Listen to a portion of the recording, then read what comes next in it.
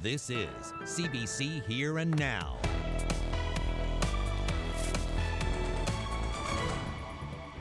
A double dose of winter for the island. A major storm system packs twice the punch, and St. John's shuts down. Here and Now's meteorologist Ashley Brawweiler is just ahead to break it all down for us.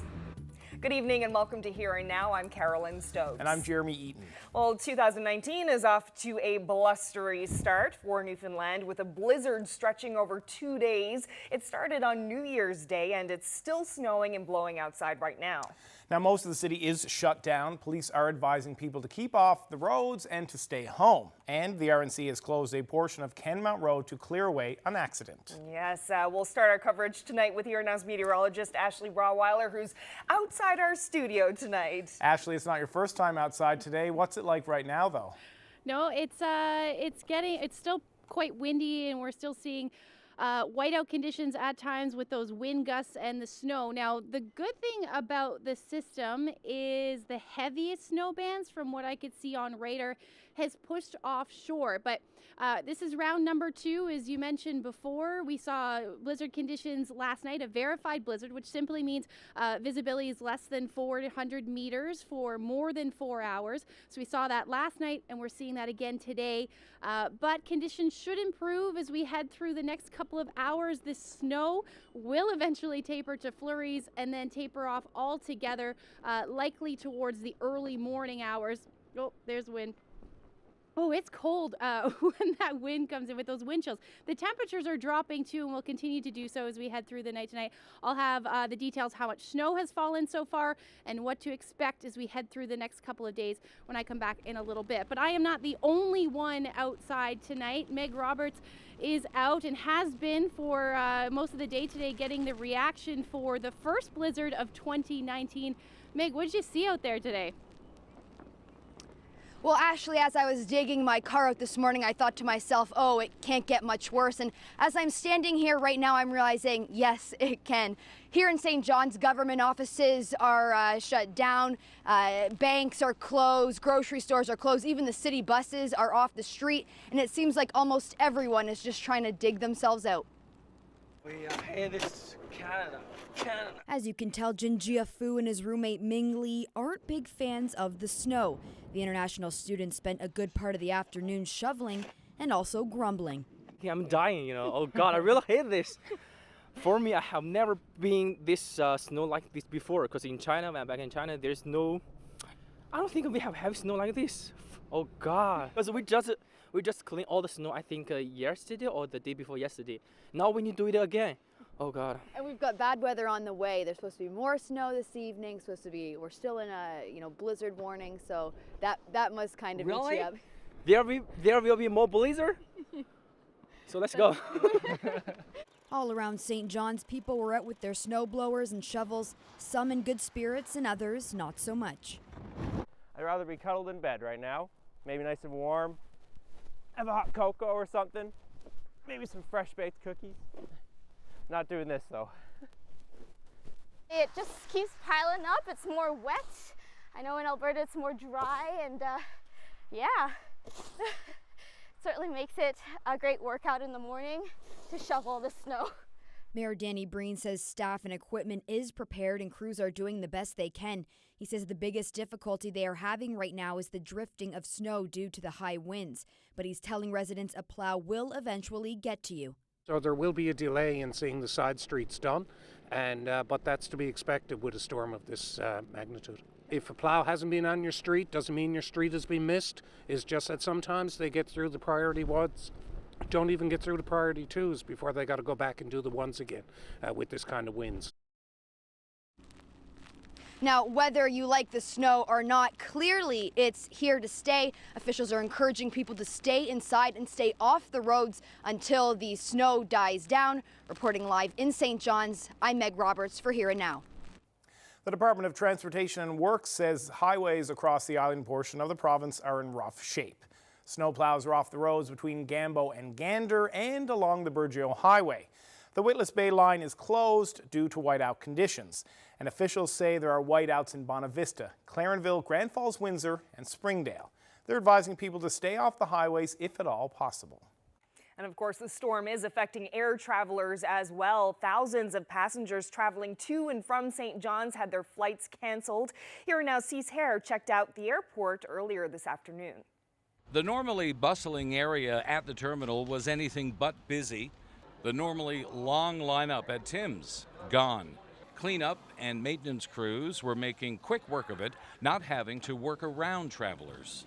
About 4,000 passengers have been affected by flight cancellations since midnight last night. Air travel to and from St. John's stands still, with the exception of an occasional regional or interprovincial flight. Austin Ball is one of the stranded. I was hoping to make it to central Newfoundland to Gander because, well, I'm from out there and, well, I work out there and I have to get out there for work and I'm not going to get there now. This family of four made it in from Goose Bay and are headed to Thunder Bay, Ontario, but they were hoping to fly out today instead of tomorrow. We're rolling with the punches. I mean, it's Canada, it's winter, right? So, yeah, we'll find a hotel with a pool probably for the kids. What do you think of the possibility of a hotel with a pool? I think it would be fun.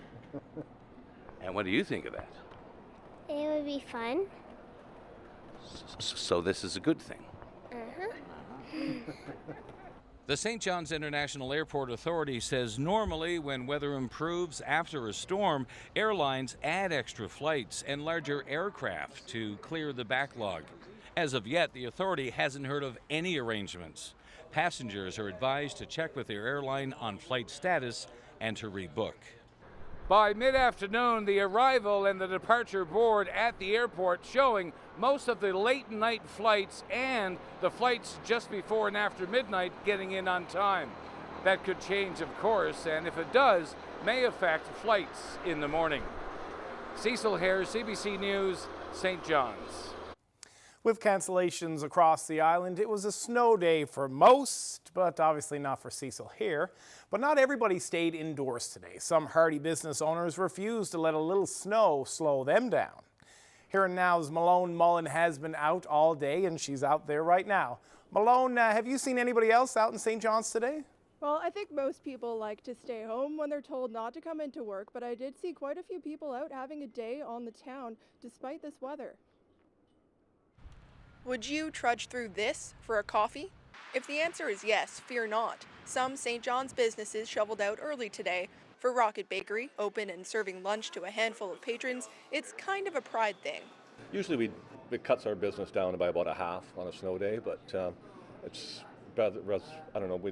probably not that profitable to open, but we just like to be open. Some employees can walk to work, and for the rest, the bakery found a solution.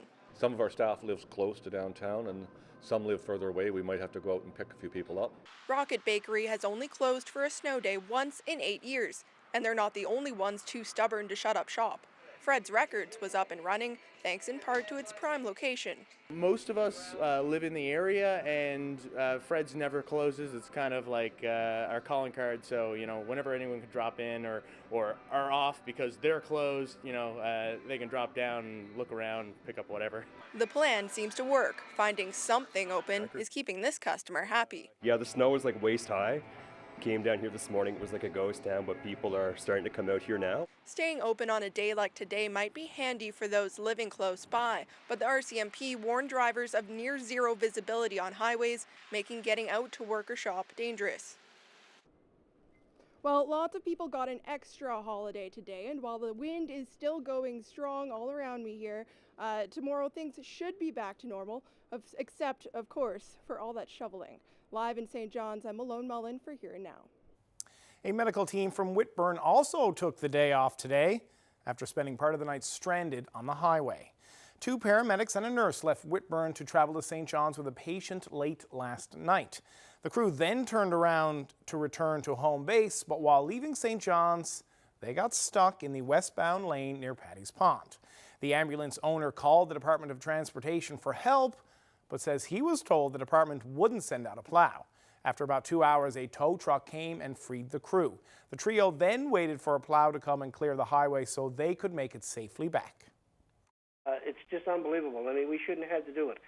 I mean, I think people don't realize that, these are trained individuals, and You know, they don't need to be on the highway risking their lives any more than they need to be, and they need to have every assistance that's available to them. I haven't got all the information on this circumstance from last night yet. Our overnight supervisors are just getting back to work now from last night, because we are going back into overnight mode again tonight. So, we'll get more information in the coming hours and, do our best to ensure that these type of circumstances don't happen again in the future. Well, it's cold and blustery on the west coast, too. Corner Brook residents spent the day digging out after another dump of snow overnight. It felt like minus 19 with the wind chill as people dug out driveways and walkways today. The wind picked up, pushing that snow around and making it hard to see. Roads turned slick and slippery as the temperature continued to cool off. There's a risk of frostbite overnight tonight. But the winter conditions didn't stop some people from enjoying the snow and making the best of it. Whoa!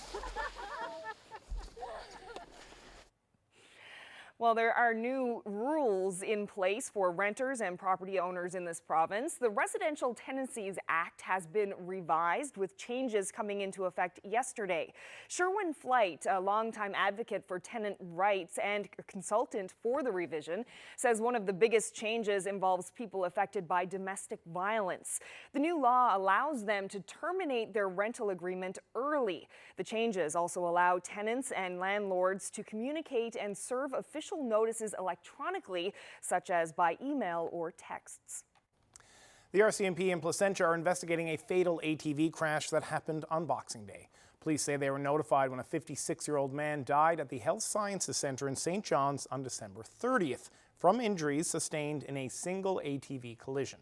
Now, the crash happened in Branch and was not initially reported to police. The man was the only known occupant of the ATV. Police are still investigating and don't know whether alcohol was a factor. And there's a mystery at Corpus Christi Church in St. John's, one that started before Christmas and still hasn't been solved. It involves a missing baby, but thankfully it's not a real child that's disappeared. Here and Now's Mark Quinn explains.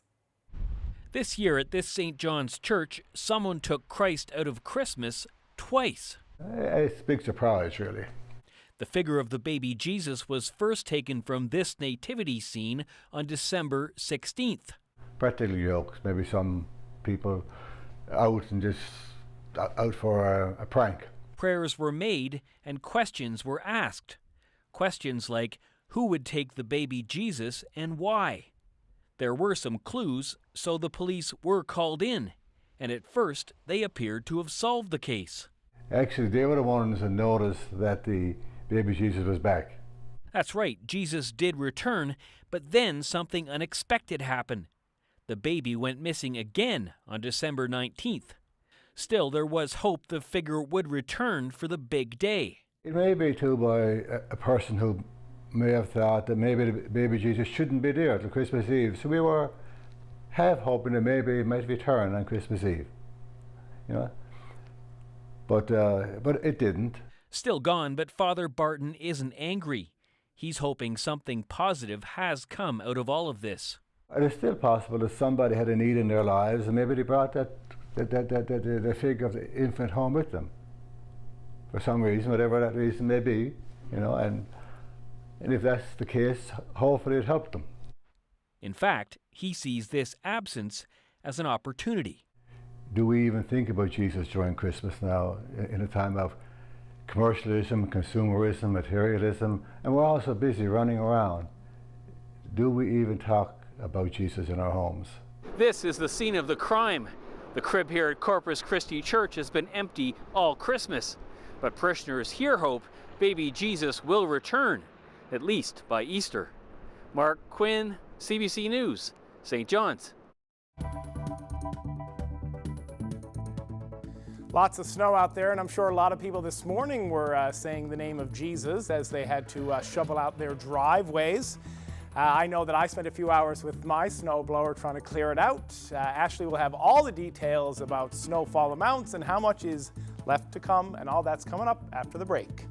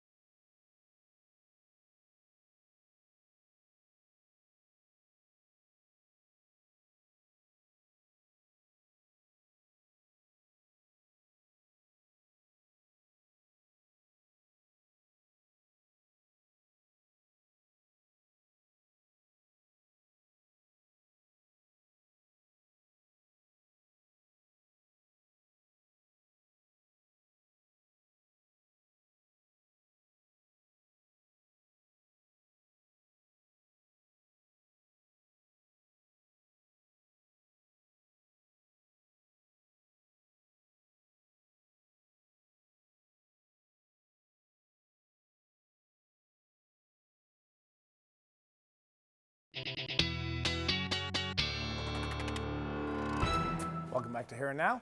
Now, there may be a storm outside of our studio in St. John's right now, but at Marble Mountain, where they need snow the most, crews are busy making it. Absolutely. The ski resort in Steadybrook plans to open for the season on Saturday. Yeah, and they're using snow cannons to make snow, which will then be pushed into place, and then everybody can enjoy it. Now, they had a lot of snow there, and then it got really mild, and they lost a lot of it. See, there's a picture of the snow cannon at the top of Marble Mountain.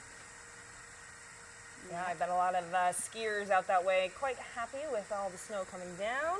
They were a lot happier because they were hoping to open for Boxing Day, and the warm temperatures hit, as Ashley told you about a couple weeks ago, and then the rain came and they lost a ton of it. So a lot of heartbroken skiers and snowboarders out there. My dad ended up being one of them. Just have to wait now, just a couple more days. Yeah. Well, everything's good. You don't have to wait in St. John's. Sadly, we do not have Marble Mountain in St. John's. But we do have a lot of snow in St. John's. Yeah, how much longer is this going to be going on for, this storm tonight? We shouldn't see too much more in the way of accumulation now. The heaviest snow has pushed offshore. But taking a look at some of the numbers so far, Gander has recorded 49 centimeters of snow. And we're going to continue to see that, maybe a couple more centimeters, potentially upwards of about 5 to 10 more centimeters for Gander. St. John's reporting 37 centimeters as of 5:30, and then Stephenville on the west coast looking at about 20 centimeters right now.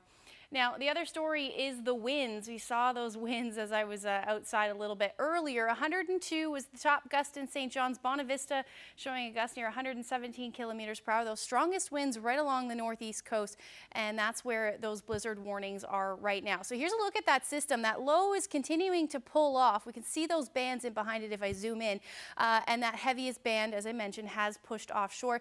We're still seeing some flurries, though, along the west coast, and that generally should taper off as we head through the night tonight, but we still have a number of warnings in place. Those blizzard warnings for the northeast coast down, including St. John's, down through the southern Avalon. There's wind warnings as well as a blowing snow advisory. Those blowing snow advisories across most of Newfoundland, except Deer Lake is not included in that right now.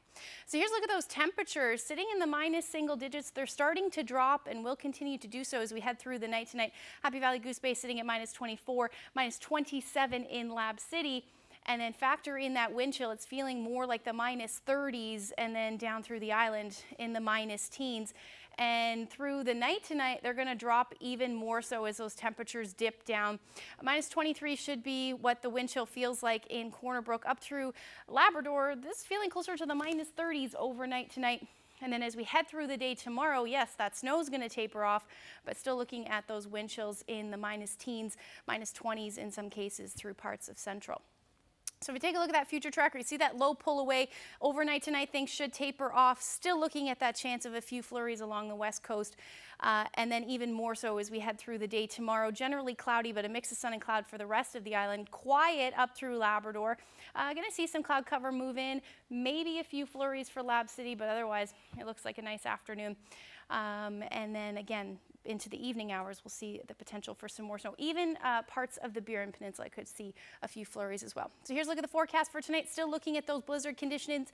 They will eventually taper off towards the morning hours. Minus 10 the overnight low in St. John's. Still looking at gusts between 90 and 110 kilometers per hour.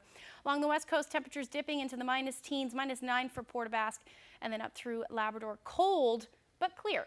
So those wind chills feeling more like the minus 40s overnight again. Tomorrow, sunshine, except along the west coast where we'll see that chance of flurries, but those temperatures significantly dropping into the minus single digits. Again, those wind chills feeling closer to the minus 20s for the cleanup tomorrow. Winds will eventually ease as well. Lab City looking at that chance of flurries, but temperatures in the minus 20s, and it looks like they're going to stick around for the next couple of days. I'll have all those details, though, coming up in a little bit. Carolyn? Thanks, Ashley. Well, 20 years ago today, the city of Toronto was hit with a major storm, then another storm, and then yet another storm. And as the snow piled up, so did the frustrations. And finally, by mid-January in 1999, the mayor of Toronto called in the army to help. And tonight, as we dig out from our own storms, we wanted to look back at that scene. Here's former CBC reporter Adam Vaughn with this report from 1999. Sir, nice to meet you. My pleasure. Thanks a lot for being here. We really appreciate it. No problem, sir. Thank you. Earlier in the day, Toronto's mayor toured the Downsview base, inspecting the troops, saying hello, and having a little fun. You gonna trade in your Cadillac for one of these? For the winter months, yes. Yes, for sure. The real workhorses for the military today were Army Reserve soldiers, but they weren't put to work clearing sewer grates as expected. The reason the Army Reserves have been deployed clearing sidewalks and bus shelters is because the weather is now expected to hold. There isn't expected to be a big melt, so clearing the drain pipes is no longer the priority. The priority now for the city is to clear all the snow right off the streets, and they're getting extra help from out of town to do that. The city's call to truck drivers and construction companies to help shovel the city out has been answered. The response has been very positive. We've had equipment as far east as Prince Edward Island responding to our call, and we've got probably over 300 contractors that are willing to share equipment with us. This year, police are busier than usual over the holidays. Now, typically they'd be checking for drunk drivers. Now, with last year's legalization of marijuana, they're also checking drivers for pot impairment. CBC's Kayla Hounsell rides along with the RCMP to find out how that works. Okay, so you can stand up now. So that goes in there. You're going to blow here. This young woman is providing a breath sample after being picked up for impaired driving. It's just after noon on a Monday. Keep blowing, keep blowing, keep blowing. Okay. Providing a breath sample is the first step in a 12-step drug recognition evaluation process. But before we show you how this ends, let's talk about how we got here. Okay, let's go. Corporal Dal Hutchinson is taking us to a checkpoint where officers are looking for alcohol and drugs. With the legalization of cannabis, obviously there's an increase in people that are going to consume it. When we arrive, Constable Chad Morrison is already pulling over drivers. Hi there. He's an expert in drug recognition. Anything to drink today, sir? No. Any drugs used today? Nope. Excellent. But within the first 30 minutes, officers meet that young woman you saw blowing the breathalyzer. When was the last time you used any drugs or alcohol? Not in a while. Morrison demands that she perform a physical coordination test. Okay, you can begin. 1, 2, 3. And then he arrests her for drug-impaired driving. Keep blowing. Back at the detachment, the woman blows the breathalyzer, more than 2.5 times the legal limit. And that makes the officer change the reason for her arrest. I'm just explaining you that the scope of our investigation is shifting from drugs to alcohol. Morrison decides not to use the new approved drug screening equipment, so he demonstrates on me. This is the spongy piece that's going to collect your oral fluid. Okay. It is the only approved equipment in Canada as of June. It tests for cocaine and cannabis. And so if you look at the bottom, it says cocaine negative and THC negative. The RCMP has expanded training as a result of legalization. There were double the number of courses this year for drug recognition experts. There are still lots of people out there that are driving while under the influence of alcohol, and there are still lots of people out there that are driving while under the influence of drugs. We consider both to be equally dangerous and important for us to enforce. Their message over the holidays is simple. Using marijuana may be legal, using it while driving is not. Kayla Hounsell, CBC News, Enfield, Nova Scotia.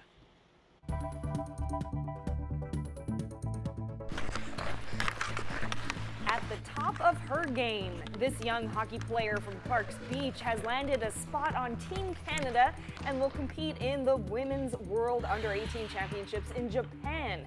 We caught up with Shaylen Snow at the arena where it all began.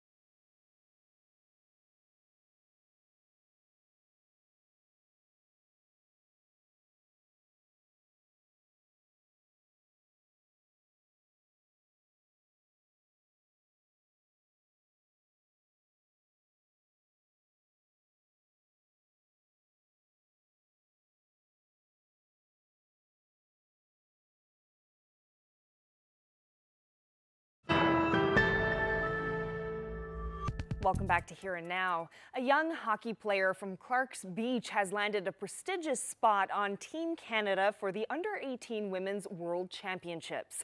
17-year-old Shaylen Snow is in Japan right now competing against other world-class players in the pre-tournament with the first game against Sweden on Saturday. But before she left, she came home for the holidays and we caught up with her at the arena in Bay Roberts where she honed her skills. Hi. Welcome home. Thank you. How does it feel to be back in this arena where you grew up, where you learned to play hockey? You know, it feels great to be back. I was not even in school yet, but my pop used to bring me down here to Parent and Tot skate when I was about, I think I was around 2. I was still in diapers. And he brought me down here every day just to, you know, get a feel for the ice, learn how to skate, and that's where it all began. And you have a really exciting year ahead of you. I do. Tell me about that. What's going to be happening soon? So next week I leave to go to Burnaby, BC with Team Canada for a little pre-competition, and then we leave the 1st of January, to go to Japan, and then I'm there till the 15th playing at the Worlds. And how big is this competition? It's, for our age group, it's the biggest one yet. And is it the biggest in the world? This is the world competition. Yes. Did you have to try out for the team? What was that process? Yes, so I got an invite in July to the August camp up in Calgary, and from there that was a 2-week experience. And then I made the team for the series against the US. We won it 2-1 over the US, and then after that they told us we'd be scouted over the fall. So they watched us from that day until when we got the call on I believe it was December 3rd, and then that was it. Tell me about that call. It was a surreal moment. I got the call and I couldn't believe it. I was actually in a team workout with one of our coaches, our strength and conditioning coach for Team Canada was actually our trainer, Ridley. So I was in the gym with her and the team, and I got a call and my phone just went off, and I ran outside and I took the call, and at that point I was just trying to hold back the tears, and the call I believe lasted for about 10 minutes, and after that I couldn't speak, I couldn't get any words out.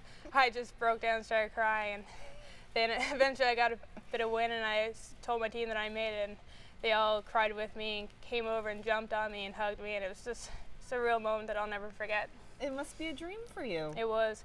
And then I called my parents, or my mom, after, and she broke down on the phone crying with me too, and then she told me to call my pop and the rest of my family and tell them that I all made it, and every phone call after that just led to tears. What is it about hockey that you love so much?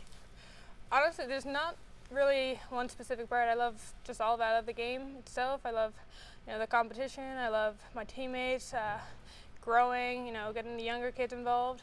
I started when I was 4 years old, and then once I got older and hockey got out here more, I came back out here. And what was it like for you at that age playing hockey with boys? At that age, I loved it. If I could, I'd still play today with them. The guys that I played with, who were my teammates, they always picked up for me when I got knocked down or anything, and they treated me like one of the boys. But in saying that, the guys that I played against, they hated me. They hated the top girl on the island, playing against them, that could play against them, beat them up, and just raise the bar above them. Beat them up? Did you ever get into fights? Yeah, honestly. I remember there was one time here when we played AAA hockey for Tri-Ped. We were playing against Western, and we got in a line brawl, and there was 5 of us over in the penalty box over there. Being a successful female hockey player, that's a big accomplishment. What do people say to you when you tell them, what you do and what you're about to do and what you've done? Yeah. I try to stay humble about it, and but I'm obviously very proud of it, and I keep working hard for it, and I just honestly like to thank everyone around me for pushing me when sometimes I just can't push myself. Whenever I come home, I get lots of girls and younger athletes come up to me and say hi to me, or if I know them, they'll come up and hug me, and they just run up to me, and at those moments, like, this is what's gonna happen next. Like, this is what you've done up to this moment to make it come true. And I love those roles. Like, that's what I aspire to do when I'm older. Well, it's a very exciting time for you coming up, and we're all going to be watching to see how it pans out. Good luck. Perfect. Thank you. Thank you. Hundreds of recently laid off workers in Sydney, Nova Scotia are happy to be back at work today. The call center was suddenly shut down just weeks before the holidays, but the firm is back this new year under new ownership and has opened its doors again to former workers. Brett Ruskin explains. Well, here at this call center, all the workers you see working behind me were laid off last month, just a couple of weeks before Christmas. They were told that they would no longer be receiving pay. Some of them were due back pay, and they were waiting with bills stacking up at home. We spoke to some people who went from essentially full-time employment to having to need food banks just to put meals on the table for their families over the holidays. It was a rough couple weeks, but I managed. I had family, you know what I mean, who my mom helped me out a tremendous amount, so it's great. And so now all of that is behind them. There is a new company that's taken over operations here at the Sydney Call Center. It's been renamed the Sydney Call Center as well. And so today 250 workers are back working at the call center. It's expected that there's going to be hundreds more workers that are going to be hired as this call center ramps up, essentially, with these contracts that are coming back here to this skilled workforce, with people just thrilled to start the new year fresh back at their jobs. Brett Ruskin, CBC News, Sydney, Nova Scotia. Hey everybody, welcome to the 3rd annual Christmas cheer video. The RCMP made a few special stops in 4 northern Labrador communities just in time for the holidays. We'll hear what they were up to coming up.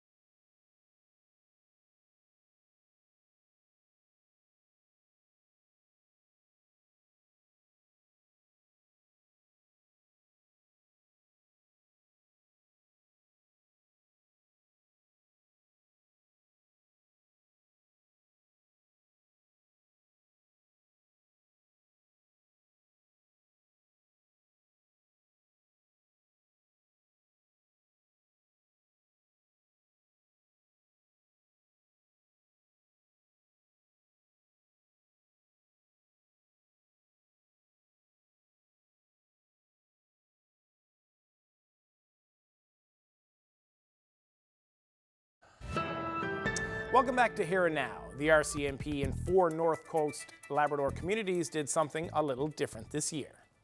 Our first delivery of the year for Christmas cheer video 3. So teaming up with a Bay Roberts business, the police handed out 40 food hampers 2 days before Christmas. Now it's the 3rd year in a row that Constable Brian Vaughn has done something to brighten the spirits of folks before the holidays. But it's the first time he's done it in Labrador. Now I spoke with him from his home in Natwashish earlier this afternoon. Well, this year for our holiday cheer video, we decided that giving out hampers in the community of Natwashish would be the most realistic thing that we could do up here. Being a northern community, getting supplies in and out of here is not easy. So people in this community are always looking for different types of supplies to come in, especially when it comes to food and frozen turkeys. So where does all the food come from to put into those hampers, and what sort of things go into those hampers?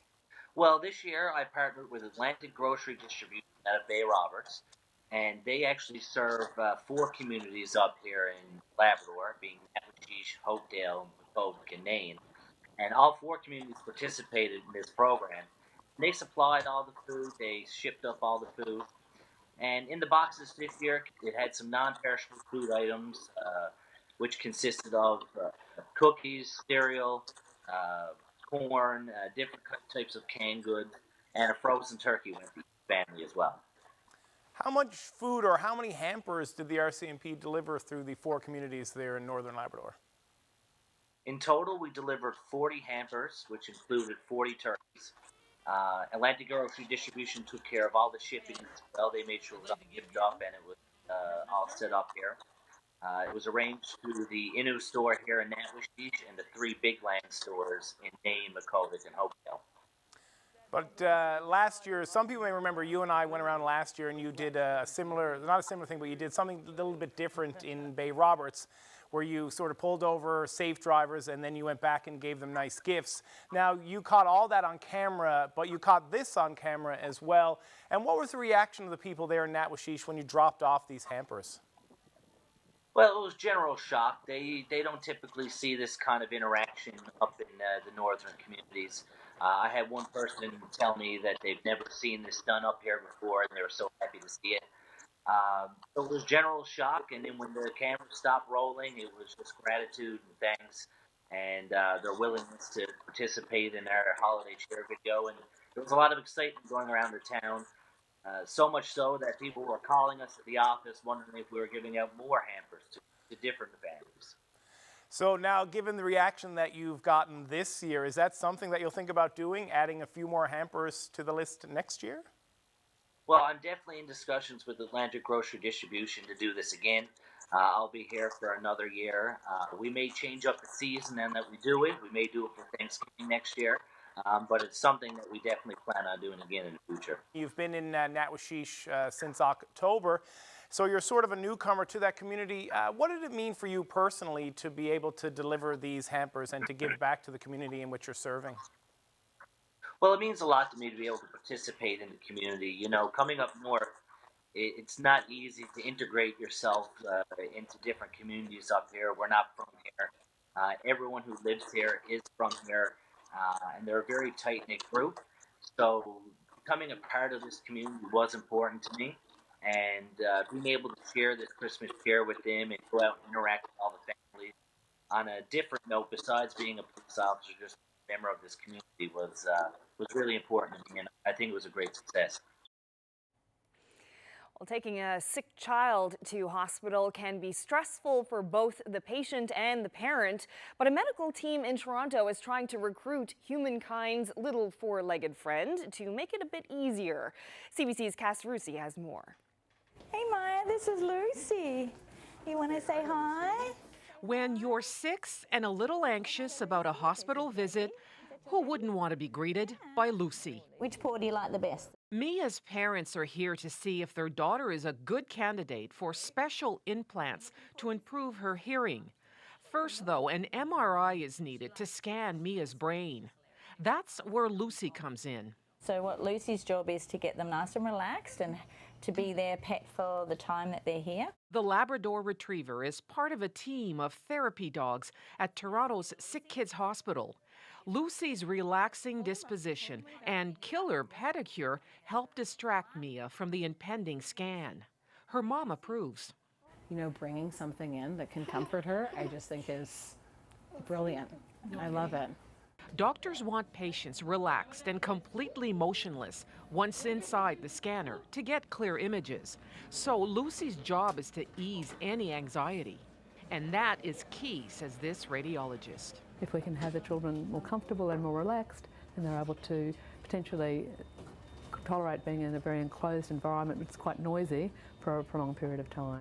Greer is studying whether therapy dogs in MRI settings offer a safer alternative to anti-anxiety medication.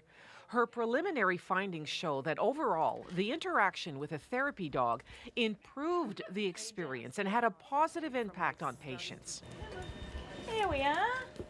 Back at Sick Kids, the MRI scan is successfully over. Patient and pet will soon be rewarded with treats. Let's go this way. Cass Rusi, CBC News, Toronto.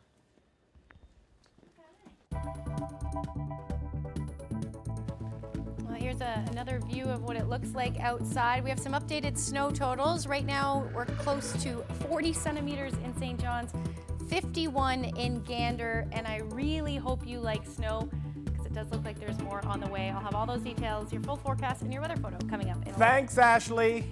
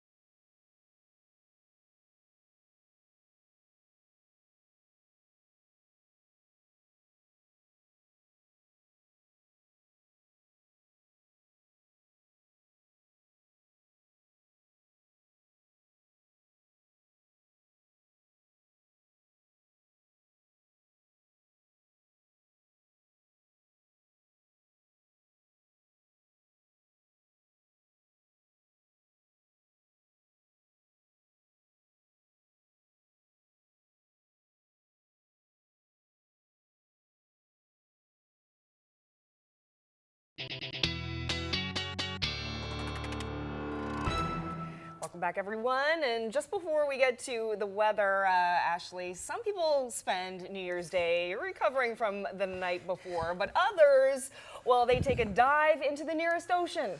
Yeah, it wouldn't be me, but have a look at this. Oh, yep. This is Topsail Beach yesterday, just after lunch hour. These people were the last ones to jump into the ocean as part of the annual New Year's Day polar bear dip. So there's pictures of this all over social media sites. Yesterday, dozens of people jumped into the cold North Atlantic for the event held by the Newfoundland and Labrador Beard and Mustache Club. They're raising money for their Project Kindness program. And after everyone dried off to warm up with hot chocolate, they had a beach on the fire. They had a beach on the fire. They had a fire on the beach. However, if you didn't know it was cold out, it looked like a beautiful day. It was a beautiful day. Sunshine. It was gorgeous yesterday. But boy, did it change. It did. Yeah. Change for the better? Yes, I think so. I like If you this. like snow. If you like and snow wind. and wind. And shoveling. And shoveling, that's okay. It's my first blizzard, so to me, it was exciting. Was it everything you'd hoped for as a meteorologist to experience your first Newfoundland and Labrador blizzard? Of course. That's the right answer. I'm happy to hear that. Loves it. Yeah, exactly. But it does look like, after a little bit of a break tomorrow. Friday, another round of snow moves in. So if we take a look at the future tracker for Friday, we're going to see that snow eventually move in. It looks like it'll start in Labrador, just a slight chance of a few flurries in the afternoon, and then eventually that snow will continue to move in. Now, it's not a strong system by any means, but we are still looking at that potential for snow through central, the south coast, and then continue through the afternoon, or rather through the evening towards the early morning hours of Saturday as far as snow goes. So here's a look at the forecast.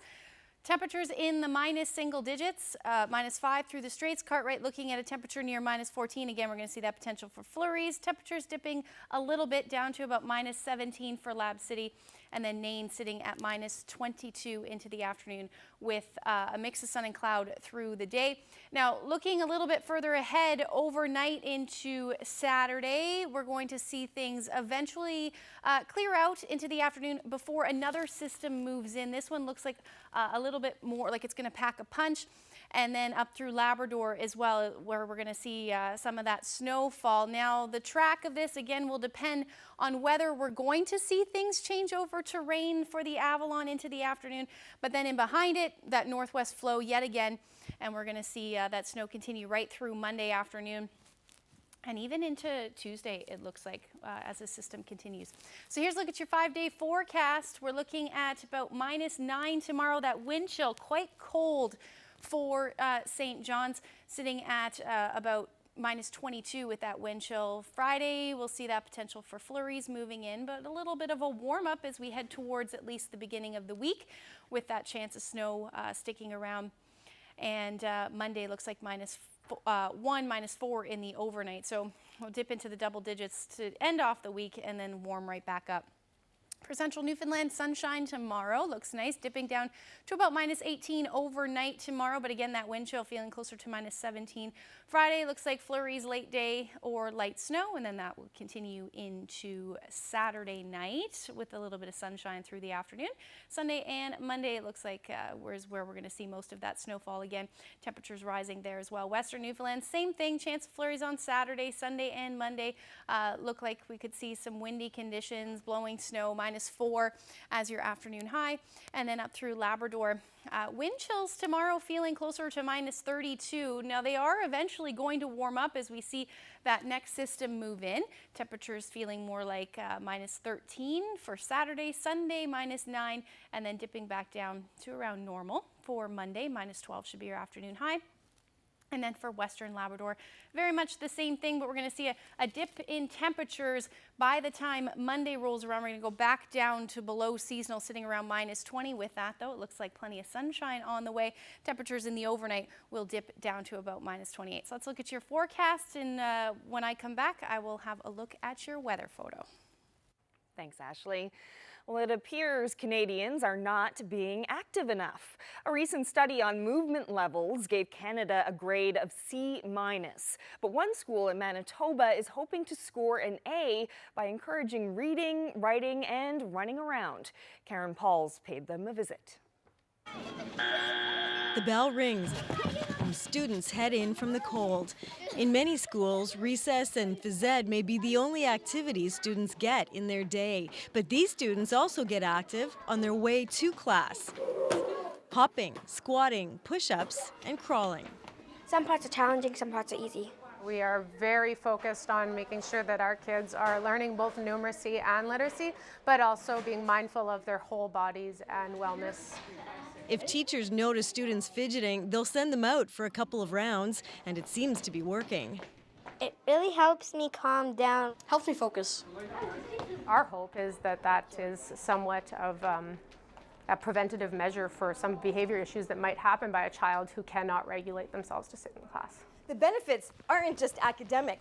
Doing this every day increases our physical competence, which increases our confidence, which makes it more likely that we'll be more active every day. That has social, economic, environmental, and health benefits. Less than 13% of all children and teens meet Canada's 24-hour movement guidelines. What's the right type of movements, and how can we set up these movements in environments like in schools or at workplaces?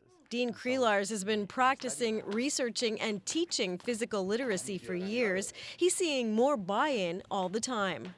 two returns on investment here. First one is the health-related equity that happens if you increase the physical literacy of the population and then therefore increase the safety and activity levels, you then get dramatic reductions in costs. In 2013, the global cost of physical inactivity was nearly $70 billion in healthcare and lost productivity. That's up to 3% of national healthcare costs, and that doesn't even include mental health. Our society has to change. I mean, our valuing of movement has to change in our workplace, in our schools, in every single sector where movement will be as important as reading and writing. At schools like this, that change has begun. Karen Pauls, CBC News, Roland, Manitoba. An event both awe-inspiring and a little ominous was caught on camera in historic northern Cyprus on New Year's Day. A resident and weather enthusiast drove from the capital of Nicosia to get a closer look at this water spout. They're essentially tornadoes that form over water and dissipate before they reach land.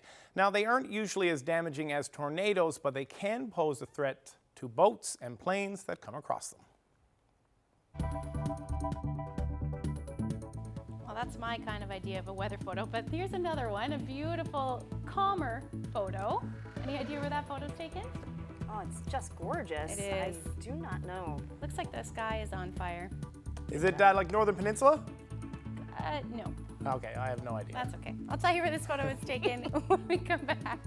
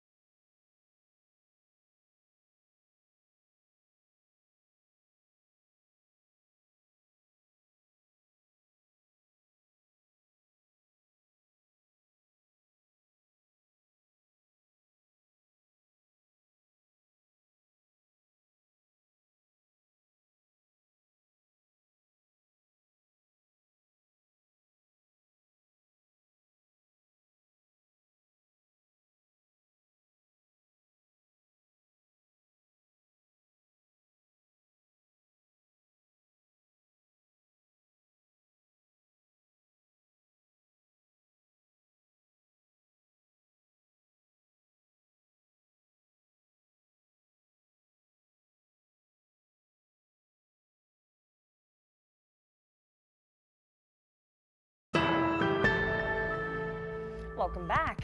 Well, if you were a bird, you'd probably want to try these moves too. If I was a bird. These are starlings. They're putting on a show with a balletic performance over farmland and desert in southern Israel. Wow, experts call the moves murmurations and say the birds use the shape-shifting ploy to confuse would-be predators. Now, these starlings in this footage are from Russia and Eastern Europe, pinwheeling away their winter in Israel. Just beautiful. You ever seen that before? Never.